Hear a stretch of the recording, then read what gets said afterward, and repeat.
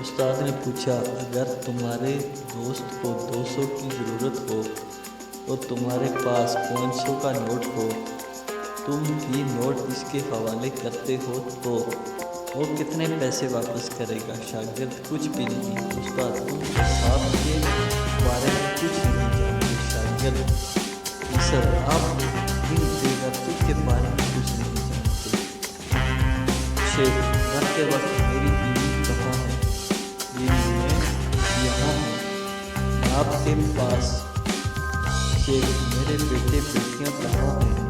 سارے تمام یکجا ہو کر ہم آپ کے پاس ہی ہیں ابو جان۔ شیخ: تو پھر ساتھ کے کمرے میں پنکھا کیوں چل رہا ہے؟ خان صاحب: ایک دوست کے گھر گئی، دیر بارش شروع ہو گئی۔ خان کے دوست نے کہا، یار آج یہیں رہ جائے، بارش بہت تیز ہے۔ خان صاحب: بڑا ٹھیک ہے۔ اس کا دوست اس کے لیے بستر ٹھیک کر کے فارغ ہوا، دیکھا تو خان صاحب غائب تھا۔ تھوڑی دیر بعد خان صاحب بارش میں بھیگا ہوا اس کے پاس آیا۔ دوست نے پوچھا، کہاں گئے تھے؟ خان صاحب نے جواب دیا، ہم گھر والوں کو بتانے گئے تھے کہ آج بارش کی وجہ سے ہم دوست کے گھر رات گزاریں گے۔ ایک دریا کے کنارے سردار دریا کے اندر کھیت سے دہائی ڈال رہے تھے۔ ایک کسان وہاں آیا اور پوچھا، بھائی یہ کیا کر رہے ہو؟ سردار بولے، ہم لسی بنا رہے ہیں۔ خان: آؤ پاگل کے بچے، اس لیے لوگ تم پہ لطیفے بناتے ہیں۔ اتنی لسی پیے گا تمہارا باپ؟ معیف: بیوی سے: بیگم میں کیا حق ہے؟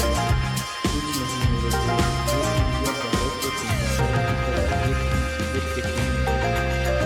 پیر: فون پہ: ہیلو پیزا ہٹ آپریٹر: یس سر۔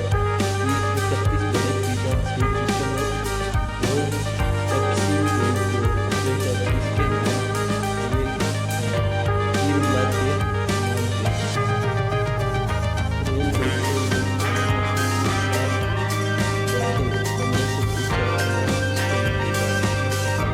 سب سے آگے والا: کھانے میں پیچھے والے کیوں بول رہے ہیں؟ سردار: صاحب کیا مطلب ہے؟ ٹیچر: کچھ نہیں۔ سردار: لیبارٹری یہاں کا اگر لفظ بنایا ہے تو کچھ مطلب تو ہوگا۔ لڑکی استاد سے: یہ کیا ہے آپ؟ استاد: لڑکے بڑے مل کر اچھی لڑکی ڈھونڈیں گے جو تمہیں بھی ایک پیار کرنے والا ملے گا۔ لڑکی: اگر میں اچھی بچی نہ بنی تو؟ استاد: پھر تمہیں بھی پیار کرنے والا ملے گا۔ خان نے اپنی قضا نماز کی نیت کی، 2 رکعت نماز، ہر صبح فجر 4 نمازیں